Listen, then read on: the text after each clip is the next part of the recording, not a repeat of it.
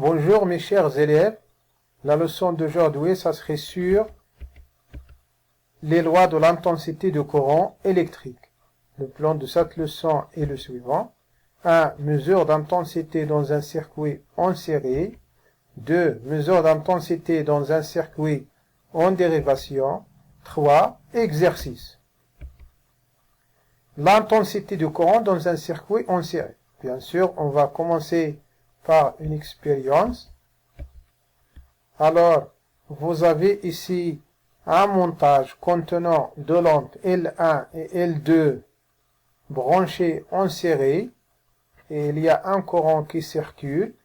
Il sort de la borne positive du générateur et se dirige vers sa borne négative. Notre but ici, c'est de savoir la valeur de l'intensité en des points différents de ce circuit. Alors, vous avez ici un ampère-mètre, alors qui va nous donner une valeur d'intensité notée E1, et un autre ici qui va nous donner une autre valeur notée E2, et enfin un autre ici qui va nous donner une valeur d'intensité notée E3. Pour savoir les valeurs de E1 et E2 et E3, on va voir une animation. Vous avez ici un montage contenant deux lampes associées en série. À l'aide d'un multimètre, on va mesurer l'intensité du courant en des points différents de ce circuit. Par exemple, on va la mesurer ici, puis ici, et ainsi de suite. Je vous rappelle, mes chers élèves, que lorsqu'on veut utiliser un multimètre en ampère-mètre, on doit commencer par le calibre le plus grand, qui est 10 ampères, et choisir la borne 10 ampères comme borne positive. Ça veut dire, cette borne-là, elle doit être liée à la borne positive du générateur. Selon la valeur affichée ici, on va voir est-ce qu'il est inférieur à 200 mA ou non. S'il est inférieur à 200 mA, donc le calibre 10 ampères, il n'est pas adéquat. Ça veut dire que cette valeur qui a donné, elle n'est pas précise. On doit changer le calibre et choisir un autre qui est un peu plus petit pour que la valeur soit plus précise. Mais si la valeur affichée est supérieure à 200 mA, donc le calibre choisi, 10 ampères, il est convenable.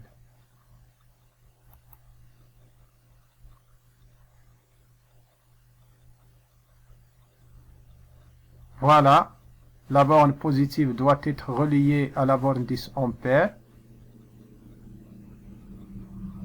Et choisir le plus grand calibre.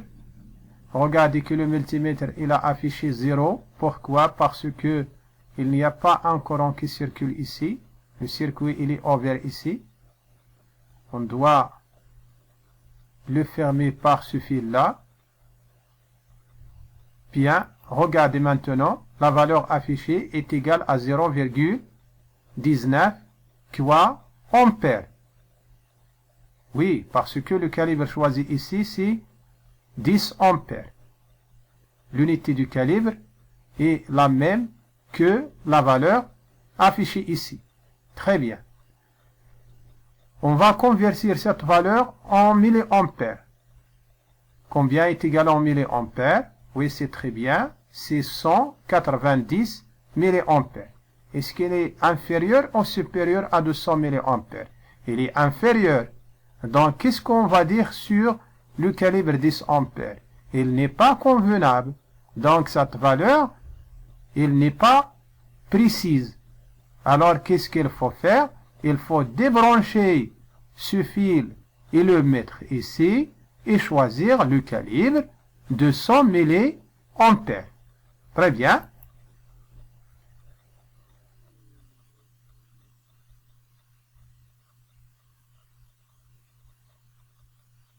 Voilà, on change le calibre.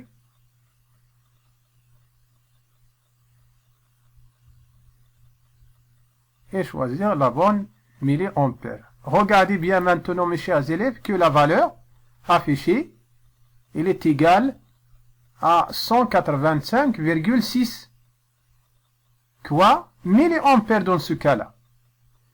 Oui, cette valeur maintenant, elle est plus précise que la première. Oui, c'est très bien.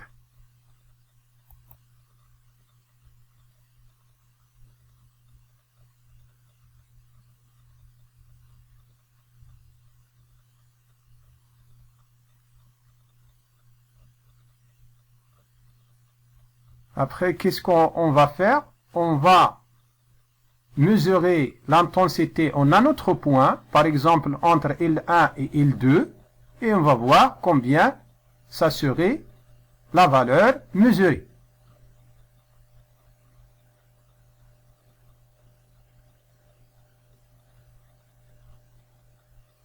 Bien, qu'est-ce que vous remarquez? Que la valeur affichée ici, elle est égale à la précédente. Donc, qu'est-ce qu'on va déduire? On va déduire que dans un circuit en série, l'intensité elle est la même partout, en tout point de circuit. On passe à l'observation. Alors, les 3 ampèremètres indiquent la même valeur de l'intensité, c'est-à-dire que E1 est égal à E2 est égal à E3, est égal à combien? Combien on a trouvé tout à l'heure? Oui, on a trouvé 185,6 milliampères. Donc, si on vous demande un jour d'ajouter un ampèremètre à un circuit en série, vous devriez le brancher en n'importe quel point parce que l'intensité elle est la même partout. Conclusion. L'intensité du courant électrique est la même en tout point du circuit en série. On dit que dans un circuit en série, il y a unicité d'intensité. Ça veut dire que l'intensité, elle est unique, elle est la même en tout point d'un circuit en série. 2. Intensité de courant dans un circuit en dérivation. On va voir une loi qui s'appelle loi d'In. Commençons par une expérience. Voilà, vous avez ici un montage contenant 2 lampes L1 et L2. Elles sont branchées en dérivation. Alors, lorsqu'on parle d'un montage en dérivation, on a plusieurs branches. Vous vous souvenez de ça? Oui, c'est très bien. Alors, on a ici une branche qui est principale. Voilà, et 2 branches. Voilà, des branches dérivées. Alors, on a ici un nœud et on a ici un autre nœud. C'est 2 nœuds. Alors, le courant qui sort de la borne positive s'appelle un courant principal, c'est-à-dire le courant qui circule dans la branche principale. Alors, son intensité, elle est notée I. Alors, lorsque ce courant arrive à ce point-là, il va se diviser. Une partie, elle va circuler dans cette branche et une autre partie, elle va circuler dans cette branche. Alors, à nouveau, les 2 courants, ils vont se regrouper ici pour donner à nouveau le courant principal. C'est très bien. Alors, ici, on va voir quelle est la relation qui va lier les 3 intensités I, I1 et I2. Alors, vous avez ici un ampèremètre A. Il est branché sur la branche principale. Donc, il va mesurer l'intensité I qui s'appelle l'intensité principale. et un autre ampèremètre ici, il est branché sur cette branche dérivée contenant L1, alors il va mesurer une intensité E1 de courant, et ce courant-là, c'est un courant secondaire, parce que le courant qui circule sur une branche principale s'appelle courant principal, et les autres courants qui circulent dans les branches dérivées s'appellent des courants secondaires. Donc, cet ampèremètre, il va mesurer I1, et cet ampèremètre, il va mesurer I2. Alors, pour savoir les valeurs de chacune des trois intensités, on va voir une animation. Cette fois-ci, vous avez ici un montage contenant deux lampes branchées en dérivation. Alors, on aura ici trois courants. Un est principal et deux sont secondaires. Alors, à l'aide d'un multimètre, on va mesurer la valeur de chaque intensité.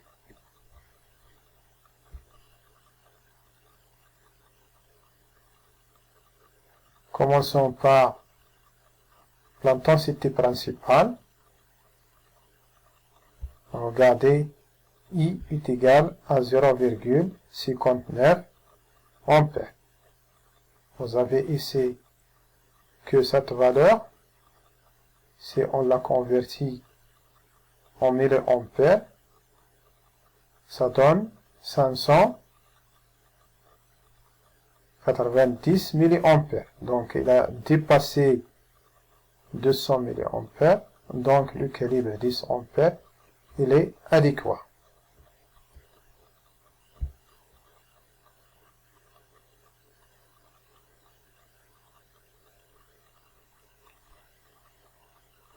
Voilà, maintenant on passe à mesurer l'intensité I1, c'est l'intensité du courant traversant la lampe L1.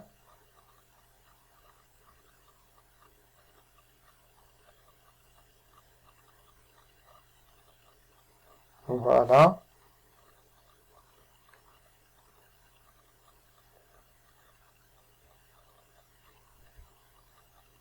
Et voilà, I1 est égal à 0,25 ampères. Qu'est-ce qu'il nous reste? Il nous reste à mesurer I2, l'intensité de courant traversant L2.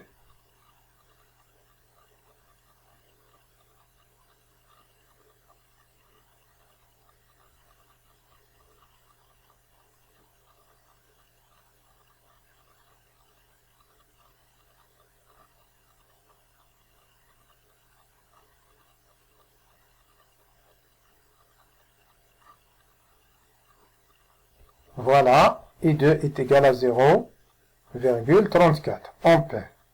Donc, en résumé, I est égal à 0,59 ampères, I1 est égal à 0,25 ampères, I2 est égal à 0,34 ampères. Très bien. Alors, on passe à l'observation. On observe que les ampèremètres affichent,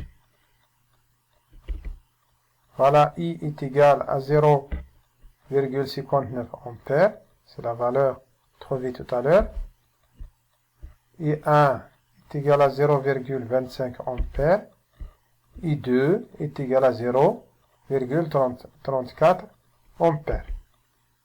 Alors regardez, on va additionner I1 et I2 est égal à 0,25 ampères plus 0,34 ampères est égal à 0,59 ampères, c'est la valeur de I.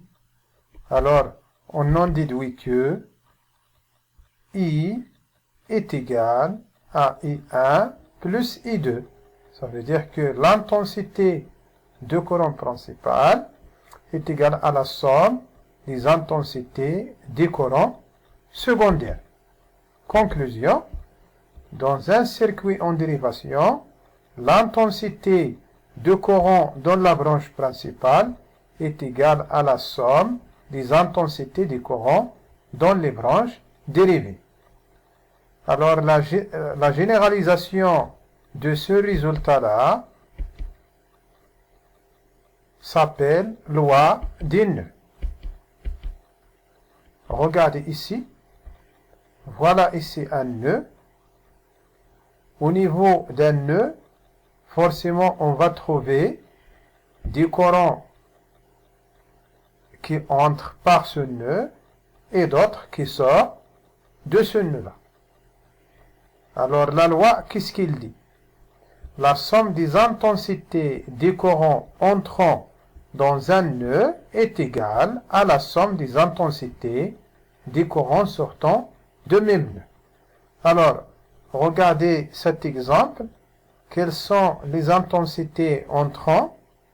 Oui, c'est I2. Alors, il va entrer par ce nœud et I3 aussi. Donc, la somme des deux intensités, c'est I2 plus I3. Les intensités sortantes, c'est I4 et I1. Donc, selon la loi des nœuds, qu'est-ce qu'on va écrire? On va écrire que I2 plus I3 est égal à I1 plus I4.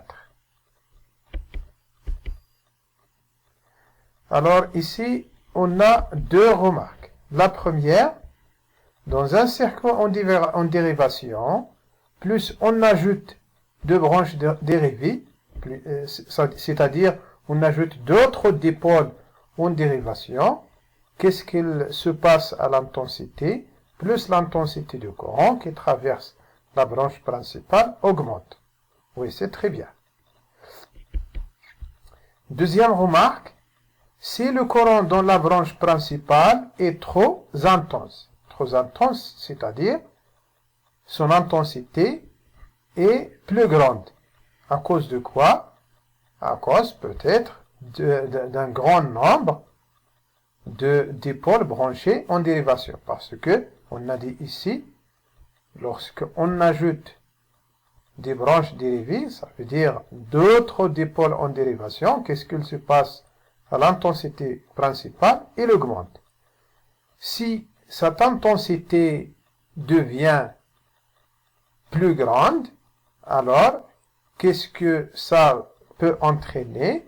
Cela peut entraîner un surchauffement, c'est-à-dire que les fils ils vont se réchauffer, il peut y avoir un incendie. Voilà par exemple cette photo-là, il vous montre un multiprise.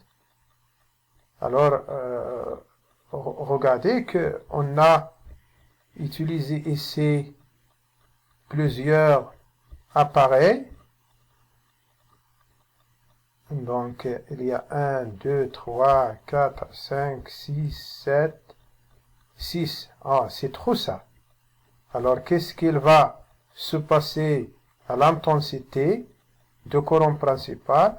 Elle va être grande. Alors, les fils, ils vont se réchauffer. C'est pour cela, on voit ici un incendie. Donc, ça, c'est déconseillé. Déconseillé de relier à une seule multiprise un grand nombre d'appareils. Donc, c'est dangereux.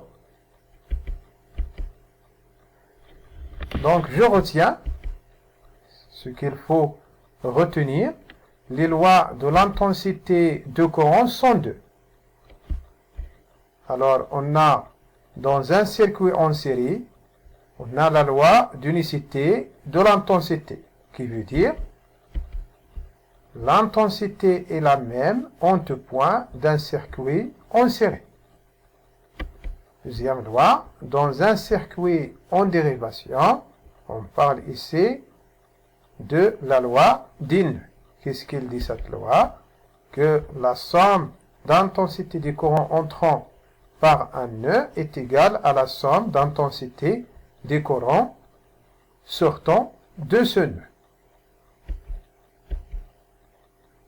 Donc, fin du cours, faire les exercices.